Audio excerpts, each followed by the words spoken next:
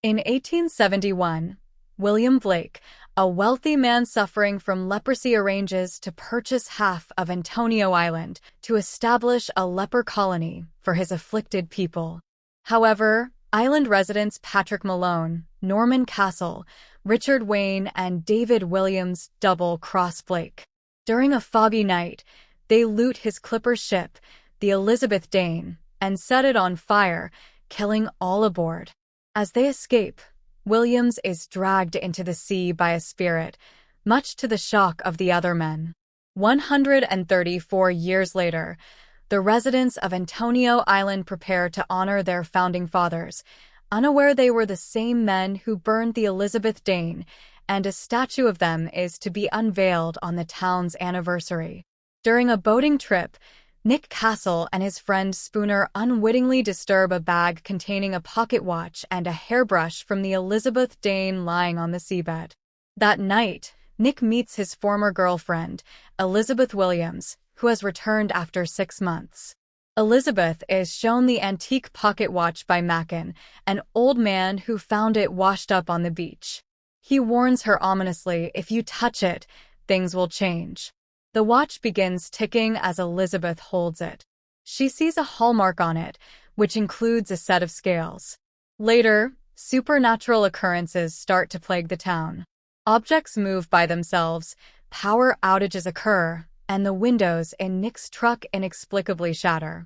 Nick and Elizabeth then encounter drunken priest Father Malone, who is ranting about murderers and retribution.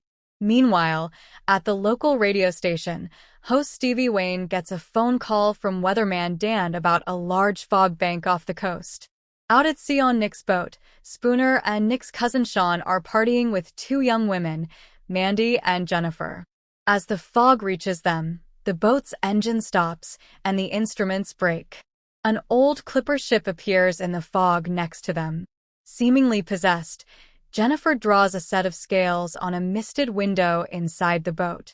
Unseen forces then kill Mandy, Jennifer, and Sean.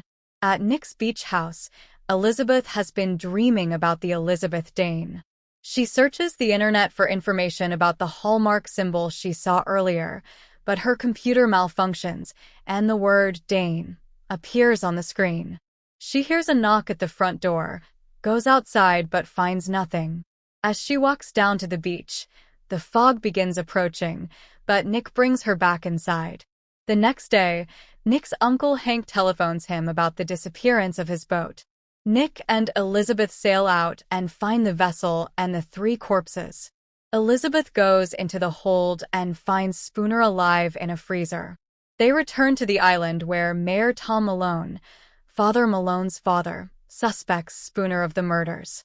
In the morgue, Sean's corpse briefly rises up and accosts Elizabeth.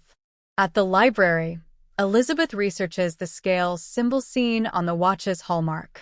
It represented an old trading colony north of Antonio Island, which generated substantial wealth through intercontinental trade but was abandoned due to a leprosy outbreak. At the docks, Elizabeth finds the buried journal of Patrick Malone from 1871. She and Nick learn the story of the Elizabeth Dane and realize the founders built the town with the fortune they had stolen from the ship, but kept this secret from their families and the townsfolk. The ghosts of the Elizabeth Dane seek revenge against Antonio Island's residents for the past crimes of its founding fathers. After killing Dan at the weather station, they pursue Stevie's son Andy and his Aunt Connie at home. Connie is killed, but Nick and Elizabeth rescue Andy. In her car, Stevie is also attacked, but she escapes. They travel to the town hall where they discover the founding fathers' crimes against the people on the Elizabeth Dane. The spirits attack the hall and kill Hank Castle, Kathy Williams, and the Malones. The ghost of Blake then sees Elizabeth. Despite being a descendant of David Williams, Elizabeth is the reincarnation of Blake's wife and was one of her ancestors' victims, hence her mysterious dreams about the Elizabeth Dane. Blake kisses Elizabeth. She transforms into a spirit and disappears as Nick watches helplessly. The next day, The survivors try to cope with their traumatic experiences and the truth about their ancestors.